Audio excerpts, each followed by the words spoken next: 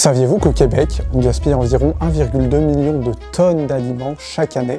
C'est 16% de tout ce qui est produit et ça génère 3,5 millions de tonnes de CO2 pour rien.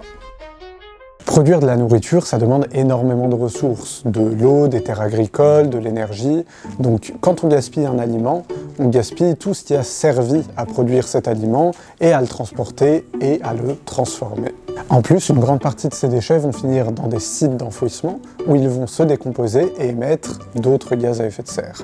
Résultat, en gaspillant, on contribue au changement climatique et les changements climatiques, eux, menacent notre sécurité alimentaire. Mais il existe des solutions très simples pour limiter ce gaspillage qui peuvent être mises en place dès maintenant. Tout d'abord, on peut planifier ses repas en avance pour acheter juste ce dont on a besoin. On peut aussi faire attention à la manière dont on conserve nos aliments pour prolonger leur durée de vie. Si on a des fruits ou des légumes un petit peu abîmés, au lieu de les jeter, on peut essayer de faire de la soupe ou de la compote avec, par exemple. On peut utiliser le congélateur pour conserver les aliments qui sont encore bons. Et si on a une poubelle à compost, composter.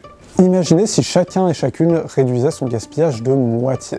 On économiserait de l'énergie, on limiterait notre impact sur la planète et on ferait aussi des économies. De manière collective, on pourrait aussi progresser pour limiter le gaspillage dans les supermarchés, dans les restaurants, etc. Et vous, quelle est votre meilleure astuce pour limiter le gaspillage alimentaire ?